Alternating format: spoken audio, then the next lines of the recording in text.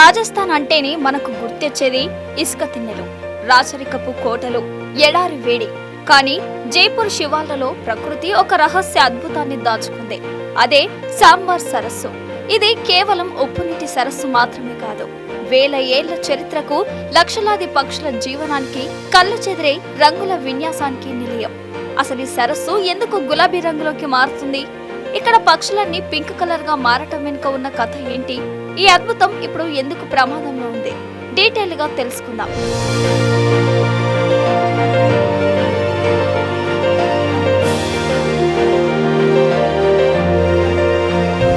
మీరు ఎప్పుడైనా సరస్సు గులాబీ రంగులో ఉండటం చూసారా? అద్భుతం కదూ!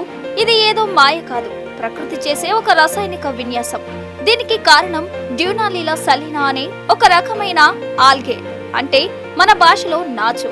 నీటిలో ఉప్పు సాంద్రత పెరిగినప్పుడు ఆ తీవ్రతను తట్టుకోవడానికి ఈ ఆల్గే కెరోటినాయిన్లను విడుదల చేస్తుంది. ఫలితంగా నీరు ఒక అద్భుతమైన పింక్ కలర్ లోకి మారుతుంది. ఇక ఫ్లెమింగోల సంగతికొస్తే ఇవి పుట్టినప్పుడు తెల్లగానే ఉంటాయి. కానీ సాంబార్లో ఉండే ఈ గులాబీ రంగు ఆల్గేని చిన్న రొయ్యలను ఆహారంగా తీసుకోవడం వల్ల వాటి రెక్కలు క్రమంగా పింక్ కలర్ లోకి మారిపోతాయి. ప్రకృతి ఎంత విచిత్రమైనదో కదా!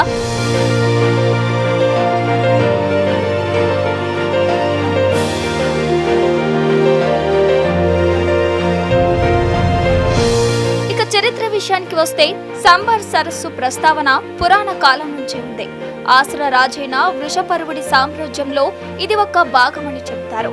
చౌహాన్ రాజవంశీల ఆరాధ్య దైవం శాకంబరి దేవి పేరు మీదగాని దీనికి సాంబార్ అనే పేరు వచ్చింది. ఆ దేవి ఆలయం నేటికి పర్యాటకులకు ఆకర్షిస్తూనే ఉంది. అక్బర్ చక్రవర్తికి ఈ సరస్సు అంటే చాలా ఇష్టమట.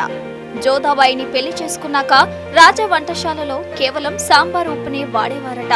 1870లో బ్రిటిష్ వారు ఇక్కడ ఉప్పు రవాణా కోసం ఒక చిన్న రైల్వే ట్రాక్ ను కూడా నిర్మించారు. ఆ పాతకాలపు రైల్వే లైన్లు చూస్తుంటే ఏదో పీరియడ్ ఫిలిం సెట్ లో ఉన్నట్లు అనిపిస్తుంది. అందుకేనేమో జోధా అక్బర్, పీకే, ఢిల్లీ 6 వంటి ఎన్నో భారీ చిత్రాలు ఇక్కడే షూటింగ్ జరుపుకున్నాయి.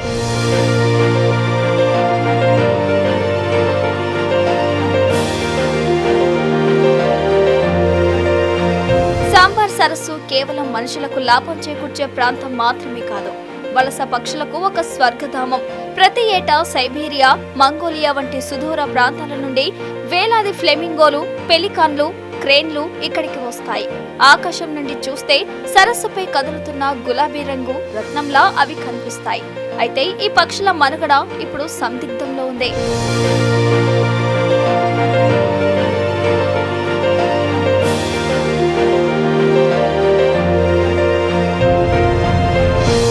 కానీ ఇంతటి అందమైన చారిత్రక ప్రాధాన్యత కలిగిన సరస్సు ఇప్పుడు ప్రమాదంలో ఉంది. అక్రమంగా ఏర్పాటు చేసిన విద్యుత్ తీగలు వలస పక్షుల పాలిట యమపాశాలుగా మారుతున్నాయి. సరస్సు పరివాహక ప్రాంతాల్లో బోరుబావుల వల్ల భూగర్భ జలాలు అడుగంటిపోతున్నాయి.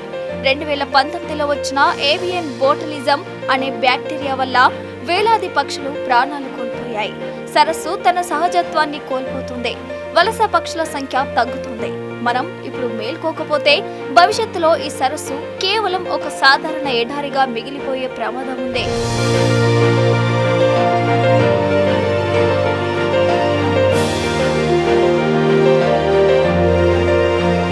ప్రకృతి ఇచ్చిన ఈ అద్భుత ఆస్తిని కాపాడుకోవాల్సిన బాధ్యత మనందరి మీద ఉంది.